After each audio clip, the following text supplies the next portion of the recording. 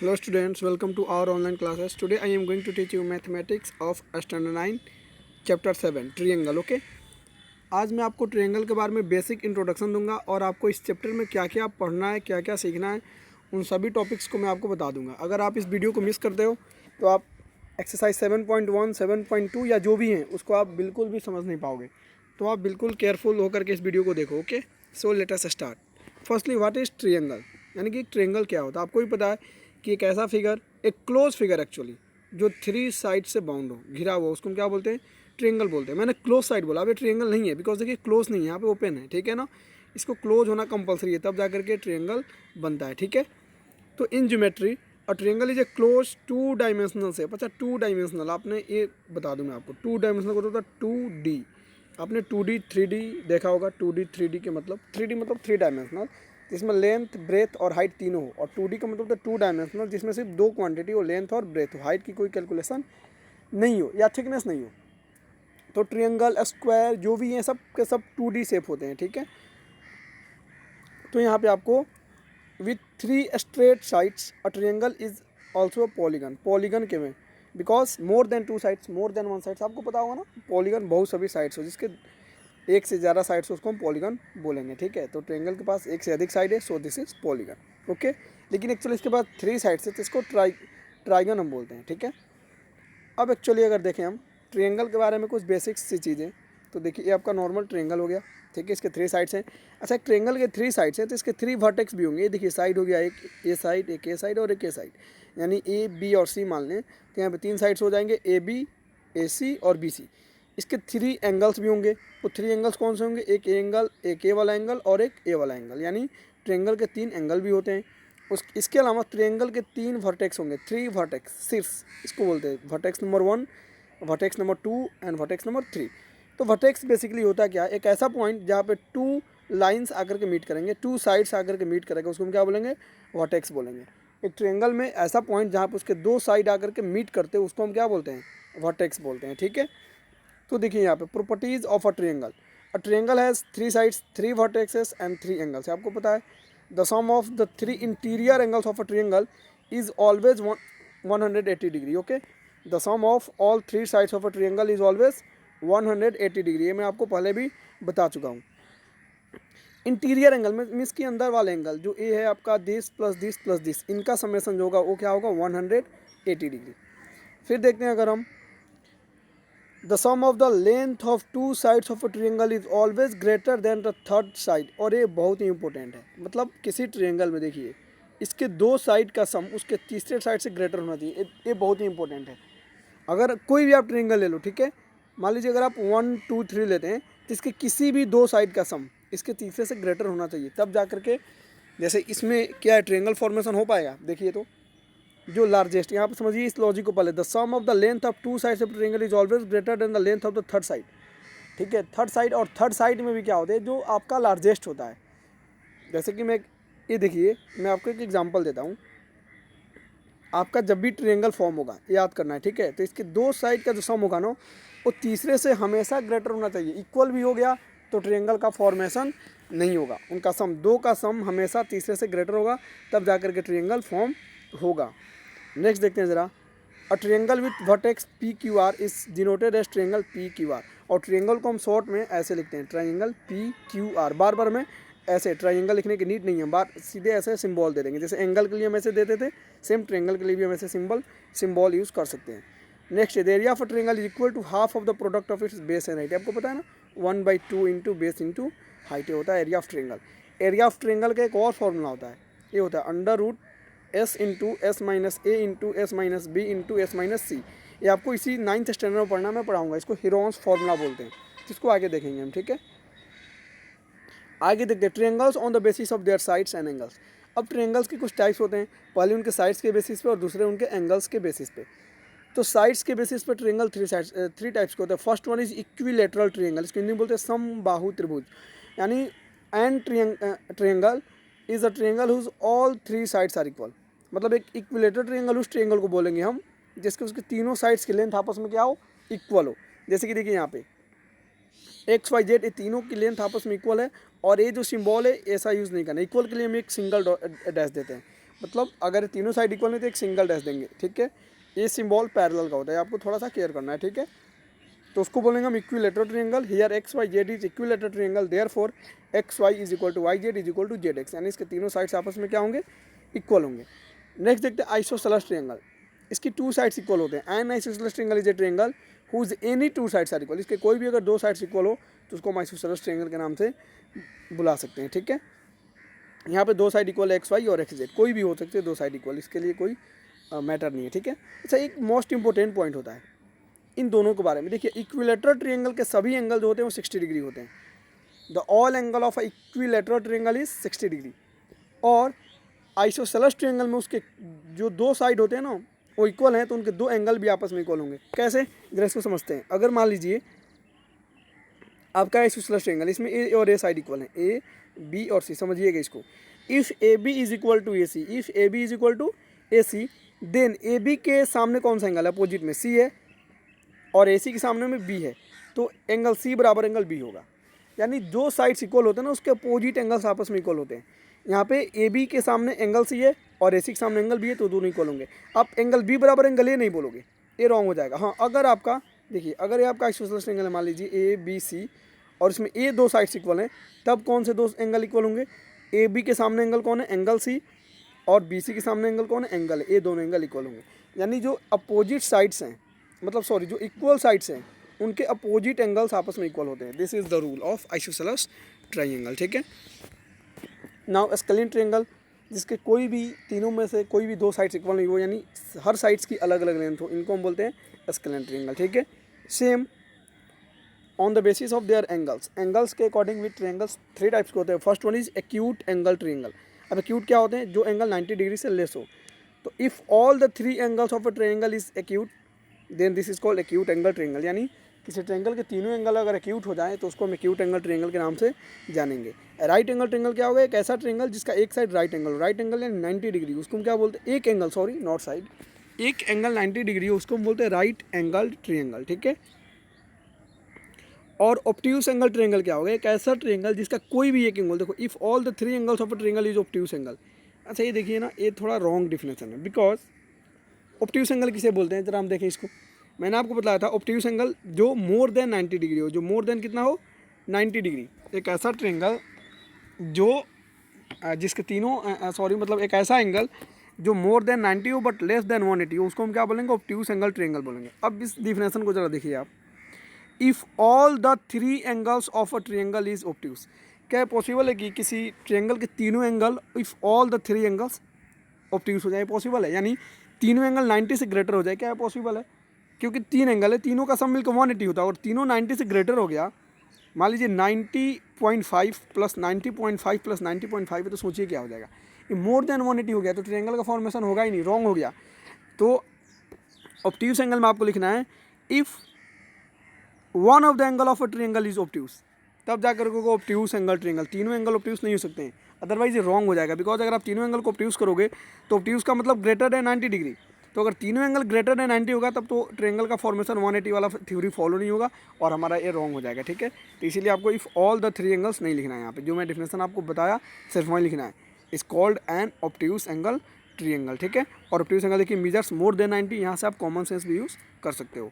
तो ये सब छोटी छोटी गलतियाँ हैं जिसे आपको केयर करना है, ठीक है।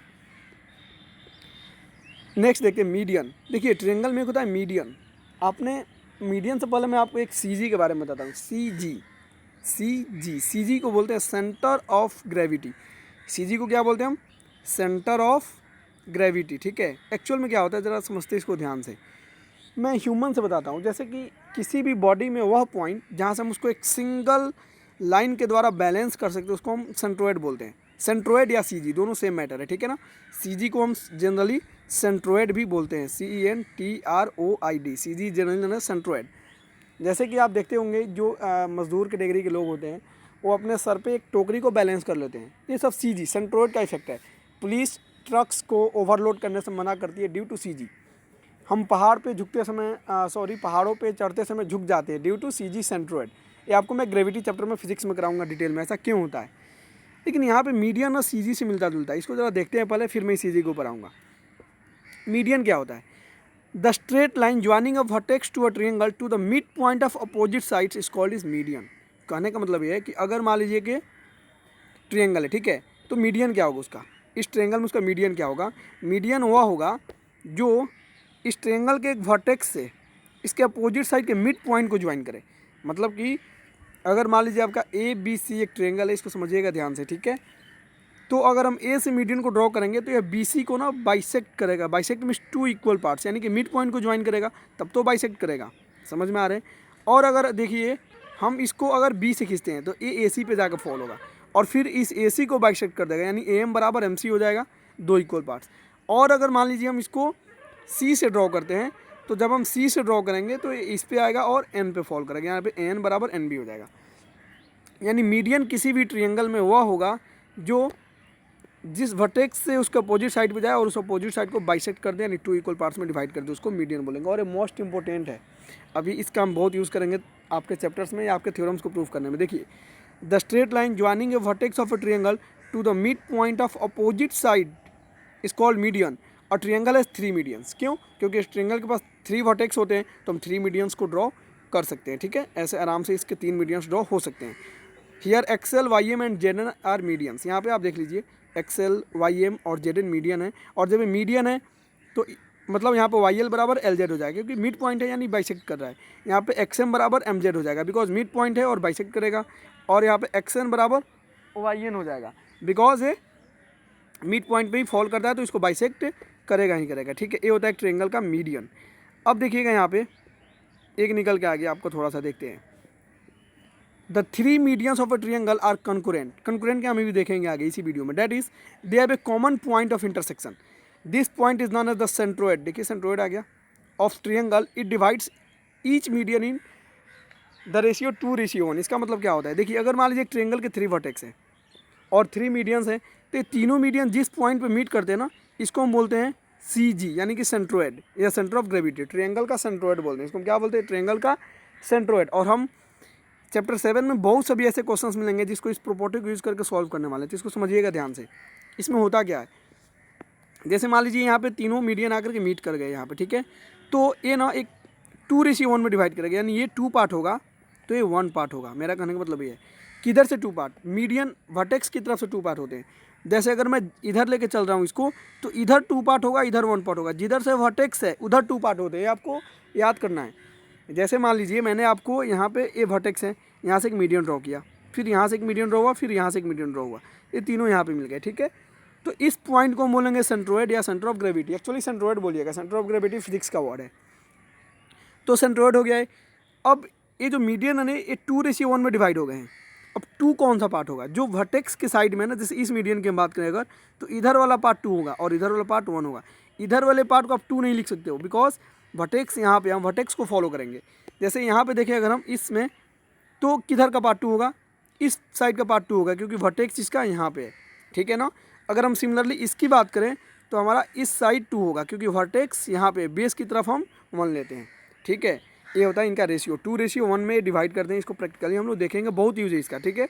देखिएगा यहाँ पे थ्री मीडियंस इंटरसेक्टेड जी, अगर मान लीजिए जी पे करते हैं, then X G ratio GL 2:1 है। देख लीजिए एक्स जी, देखिए एक्स जी, ये जी है तो एक्स जी, ये 2 है ना, मैंने अभी आपको वहीं बताया, ठीक है। तो इस प्रॉपर्टी का आपको, इस प्रॉपर्टी को एनी हाउ लर्न कर लेना आपको, बिकॉज ये बहुत इंपॉर्टेंट है, आपको यूज़ होने वाले आगे। नेक्स्ट एल्टीट्यूड देखेंगे। अभी हमने सिर्फ किया, अच्छा मीडियन के बारे में एक ही चीज़ बोल सकते हैं कि मीडियन, किसी ट्रायंगल का मीडियन उसको 2 इक्वल एरिया में डिवाइड कर देता है, बिकॉज एक वर्टेक्स से फॉल गया, इसको बाइसेक्ट कर दिया, यानी इधर का एरिया और इधर के एरिया आपस में क्या होंगे, इक्वल होंगे। ये इंपॉर्टेंट है, एक ट्रायंगल का मीडियन उस ट्रायंगल को 2 इक्वल एरिया में डिवाइड कर देता है, यानी उस ट्रायंगल को हाफ डिवाइड कर देता है। दिस इज मोस्ट इंपॉर्टेंट, और आपको नोट करके लिख लेना है, ठीक है। और a median of a triangle divides it into 2 equal areas of 2 different new triangles. Okay, आप लिख सकते हो, या अपना लैंग्वेज खुद क्रिएट कर लो, नो मैटर। अब देखते हैं ज्योमेट्रिकल मीडियंस हो गए। Now next altitude. एल्टीट्यूड क्या होते हैं, an altitude of a triangle with respect, ये अलग की बात है, is the perpendicular line segment drawn to the side from the opposite vertex. अब मीडियन से अपोजिट होता है, मीडियन तो सिर्फ एक वर्टेक्स से आया, समझिएगा, मीडियन वर्टेक्स से आया और बेस को बाइसेक्ट किया, यानी 2 पार्ट्स में डिवाइड किया। यहाँ पे ऐसा नहीं है। एल्टीट्यूड क्या होगा, आपको वर्टेक्स से आएगा और बेस पे 90 डिग्री पे फॉल करेगा। बेस पे कितने डिग्री पे फॉल करेगा, 90 डिग्री पे, उसको हम क्या बोलेंगे, एल्टीट्यूड। ठीक है, यहाँ पे देखिए एल्टीट्यूड है, हम ऐसे भी एल्टीट्यूड ड्रॉ कर सकते हैं, ऐसे भी एल्टीट्यूड को ड्रॉ कर सकते हैं, यानी एक ट्रायंगल पे 3 एल्टीट्यूड्स हम ड्रॉ कर सकते हैं क्योंकि 3 वर्टेक्स है। बात समझ में आ रहा है ना, हर वर्टेक्स से एक एक एल्टीट्यूड या एक एक मीडियन ड्रॉ हो सकता है। देखिए मीडियन जो था वो बेस को बाइसेक्ट कर, जैसे मीडियन गया तो बेस को 2 पार्ट में बांटेगा, बट एल्टीट्यूड के साथ ऐसा कुछ कंपल्सरी नहीं है। एल्टीट्यूड सिर्फ 90 डिग्री पे फॉल करता है, यही इंपॉर्टेंट होता है मीडियन और एल्टीट्यूड में। ठीक है ना, ये आपको सीखना है। एक इंपॉर्टेंट नोट आप लिख लीजिएगा, equilateral, the altitude of equilateral triangle bisect the base. ठीक है ना, इक्विलेटरल ट्रायंगल चूंकि तीनों साइड्स इक्वल हैं तो सिर्फ इसका एल्टीट्यूड जो बेस को बाइसेक्ट करता है। इक्विलेटरल ट्रायंगल है, अगर इसके तीनों साइड्स इक्वल है ना तो इसका एल्टीट्यूड जो 90 डिग्री पे फॉल होगा बेस पे, तो इक्विलेटरल ट्रायंगल का एल्टीट्यूड बेस को बाइसेक्ट करता है, यानी ओ बी बराबर ओ सी हो जाएगा। यानी हम ऐसा बोल सकते हैं कि इक्विलेटरल ट्रायंगल का एल्टीट्यूड मीडियन की तरह भी बिहेव करता है, क्योंकि मीडियन का काम तो कर ही दिया, बेस को बाइसेक्ट कर दिया। तो सिर्फ और सिर्फ इक्विलेटरल ट्रायंगल में ही ऐसा होता है कि उसका एल्टीट्यूड बेस को बाइसेक्ट करे। बाकी के जो दो ट्रायंगल्स हैं उनके एल्टीट्यूड उनके बेस को कभी भी बाइसेक्ट नहीं करते हैं, कुछ स्पेशल केसेस को छोड़ के। तो ये भी आपको नोट करके लिख लेना है, the altitude of equilateral triangle bisect it's base. Okay, और एल्टीट्यूड के साथ ऐसा नहीं है कि जहाँ पे मैच करेंगे वो सेंट्रोइड होगा, ऐसा नहीं है, आपको याद कर लेना है। ये सिर्फ मीडियन के साथ होता है कि वो जहाँ पे मैच करेंगे वहाँ पे सेंट्रोइड का क्रिएशन होगा और 2:1 में डिवाइड कर देंगे उस मीडियन को। एल्टीट्यूड के साथ ऐसा कुछ भी नहीं होता, ऐसा कोई लॉजिक नहीं है। एल्टीट्यूड सिर्फ परपेंडिकुलर फॉल करता है, ये आपको याद कर लेना है, और मीडियन बेस को बाइसेक्ट करता है, ये आपको याद कर लेना है। मीडियन 2 इक्वल एरिया बना देगा, एल्टीट्यूड ऐसा कुछ भी नहीं करेगा। हाँ, बट इक्विलेटरल ट्रायंगल का एल्टीट्यूड मीडियन का वर्क करेगा, बिकॉज तीनों साइड्स इक्वल हैं। ठीक है, अब आते हैं कॉन्ग्रुएंस ऑफ ट्रायंगल्स, ये आपका मेन टॉपिक है, यहीं से आपको चैप्टर स्टार्ट होता है। इसको देखते हैं ध्यान से ज़रा। देखिए हमारे पास 2 वर्ड्स होते हैं, एक होता है कॉन्ग्रुएंस और एक होता है सिमिलर। पहले इसको एक स्टोरी के थ्रू समझते हैं। कॉन्ग्रुएंस को हम हिंदी में बोलते हैं सर्वांग सम, दैट इज कॉल्ड सर्वांग सम। और एक होता है सिमिलर वर्ड हमारे पास आता है, सिमिलर को हिंदी में हम बोलते हैं दैट इज कॉल्ड समरूप। सिमिलर को हिंदी में क्या बोलते हैं, समरूप। अब इनको ज़रा देखते हैं, पहले हम देखेंगे सिमिलर को। सिमिलर, देखिए नाम ये समरूप, यानी ऐसे फिगर्स जो एक रूप के हो, जिनके रूप सेम हो, उनको हम समरूप बोलते हैं। ठीक है ना, जैसे मैं बोलता हूँ 2 स्क्वायर, एक मान लीजिए A² हो गया और एक A² हो गया, ये भले ही बड़ा और छोटा हो सकते हैं लेकिन दोनों का रूप सेम है, then this is called similar, इनको हम सिमिलर बोलते हैं। और कॉन्ग्रुएंस क्या होता है, जिनके रूप के साथ साथ इनके डायमेंशन भी सेम हो, it means everything should be equal, then that will be called congruence. Okay, for example if I am saying that 2 squares of same length, 2 squares of same length, तो क्या हो जाएंगे, कॉन्ग्रुएंस हो जाएगा। वो क्या हो जाएगा, कॉन्ग्रुएंस। और मैं सीधे बोलूँ 2 स्क्वायर ऑफ डिफरेंट लेंथ, तो सिर्फ और सिर्फ सिमिलर होंगे, वो कॉन्ग्रुएंस नहीं हो सकता है। जितने भी कॉन्ग्रुएंस फिगर है ना वे सब के सब सिमिलर होते हैं, क्योंकि कॉन्ग्रुएंस है तो उनकी रूप और डायमेंशन दोनों सेम है, तो सिमिलर अपने आप ही हो गया। तो ये आपको याद करना बहुत इंपॉर्टेंट है कि सिमिलर का मतलब होता है ओनली उनका एक्चुअल जो आउटलुक है, अपीयरेंस है, वो सेम होना चाहिए। जैसे मैं बोल दूँ 2 सर्कल्स, तो 2 सर्कल्स आपस में हमेशा क्या होंगे, सिमिलर होंगे, बिकॉज दिखने में एक जैसे होंगे, भले उनका डायमेंशन अलग अलग हो। बट मैं ऐसे बोल दूँ 2 circle having same radius, 2 circle having same radius, तब वो आपस में कॉन्ग्रुएंस हो जाएंगे, क्योंकि जैसे मैंने रेडियस को सेम किया उनका शेप भी क्या हो जाएगा, सेम हो जाएगा। और सिंपली एक मैं आपको ट्रिक बताता हूँ, कॉन्ग्रुएंस पहचानने के तरीके क्या होते हैं। आप उनको बीच से तोड़ दो, एक दूसरे को कवर कर लें। आई मीन जैसे आप बुक खोल के पढ़ते हो, ठीक है, अगर आप बुक को क्लोज करते हो ना तो एक पार्ट को बिल्कुल कवर कर लेता है, बिल्कुल ढक लेता है, तो इसको हम कॉन्ग्रुएंस बोलते हैं। यानी कि बिल्कुल हाफ में डिवाइड कर सकें, उसको हम कॉन्ग्रुएंस बोलेंगे, यानी बिल्कुल सिमेट्री हो। ठीक है ना, 2 फिगर जब मान लो एक फिगर है, तो एक ऐसा फिगर जब इस फिगर के ऊपर हम ला करके रखें तो इसको बिल्कुल ढक लेगा, तब उसको कॉन्ग्रुएंस बोलेंगे। अब कब ढकेगा, जब इसके डायमेंशन सेम होंगे, डायमेंशन में लेंथ, ब्रेथ और अगर हाइट है तो हाइट। बातें समझ में आ रही है, तो होता है कॉन्ग्रुएंस।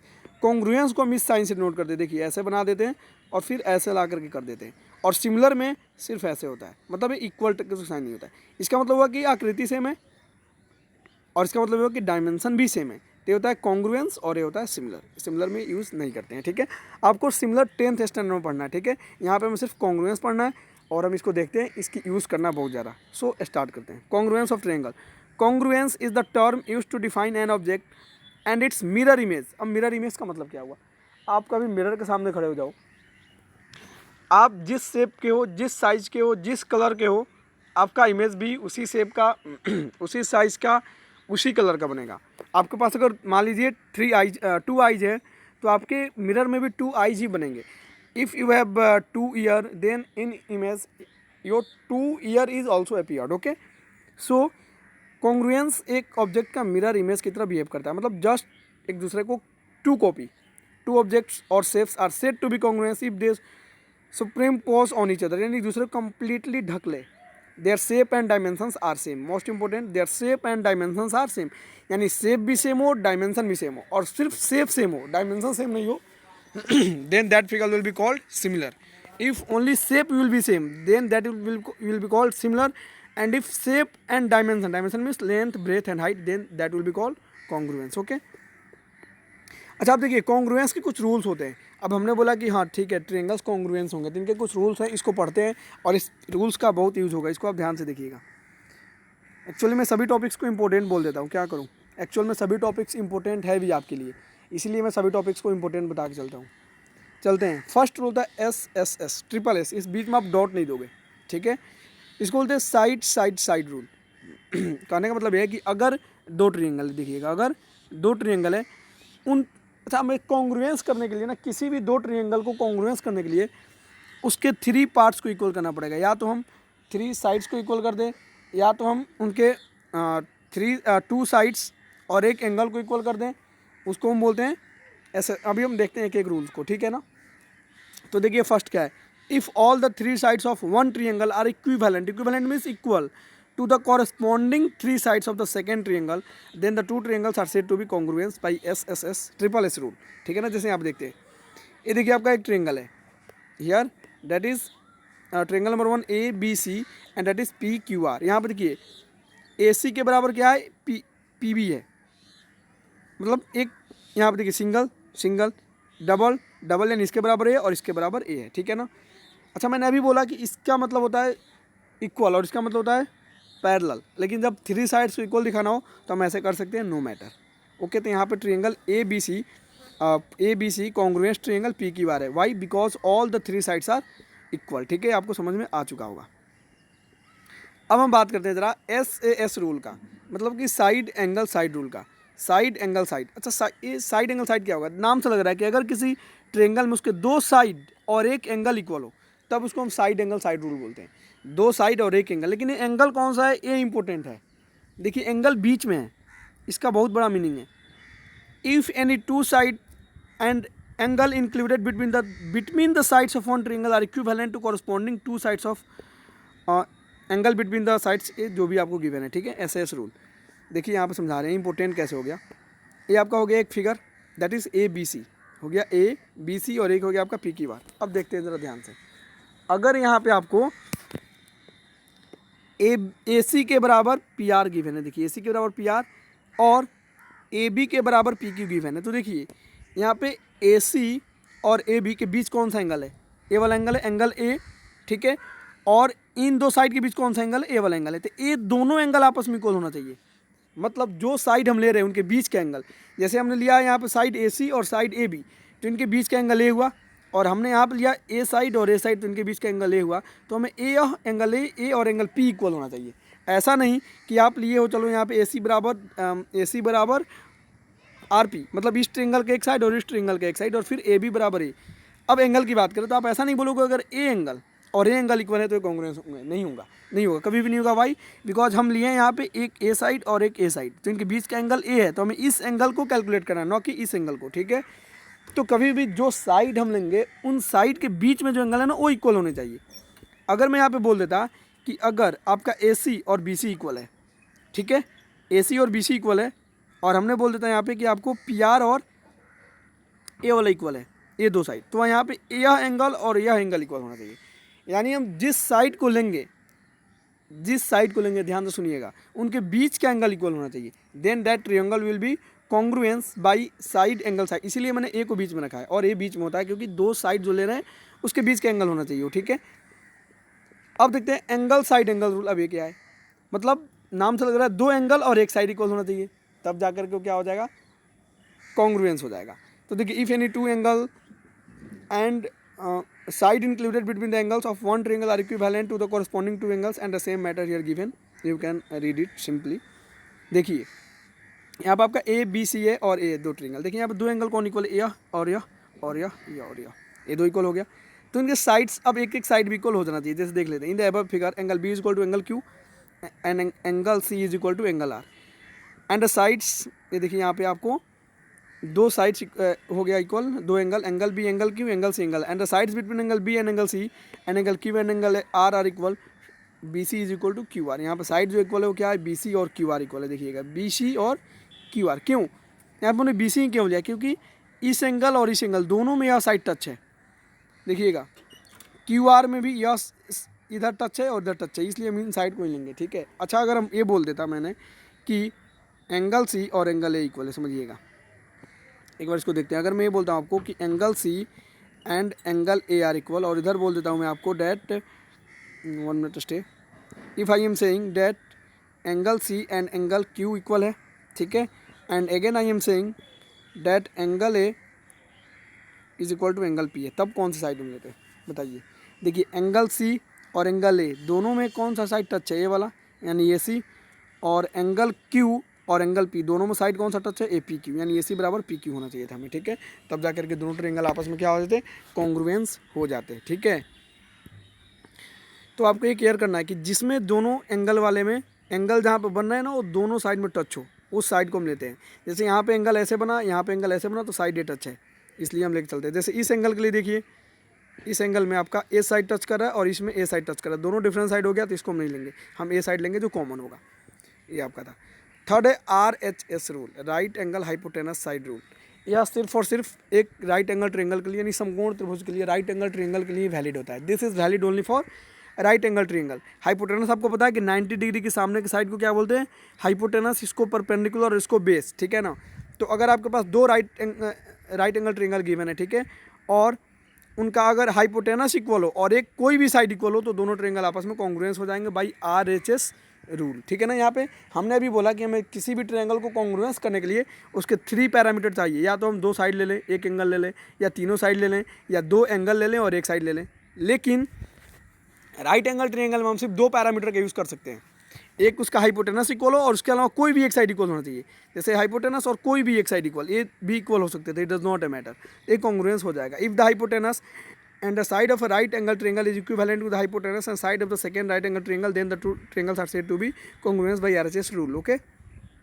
यहाँ पे आपको गिवन था जो हमने आपको बता दिया। अच्छा, अभी एक क्वेश्चन है, क्या अगर दो ट्रायंगल हैं, दोनों का तीनों एंगल आपस में इक्वल हो तो क्या कॉन्ग्रुएंस होंगे? नो, ए रूल से कभी भी ट्रायंगल्स कॉन्ग्रुएंस नहीं होंगे। This is important. ट्रायंगल्स को कॉन्ग्रुएंस होने के लिए हमें तीनों साइड इक्वल चाहिए, या दो साइड और एक एंगल इक्वल चाहिए, या दो एंगल और एक साइड इक्वल चाहिए। बस ये 3 रूल है, आपको देख लेना है, ठीक है। एंगल से ट्रायंगल कभी भी कॉन्ग्रुएंस नहीं हो सकता, ये आपको याद कर लेना है।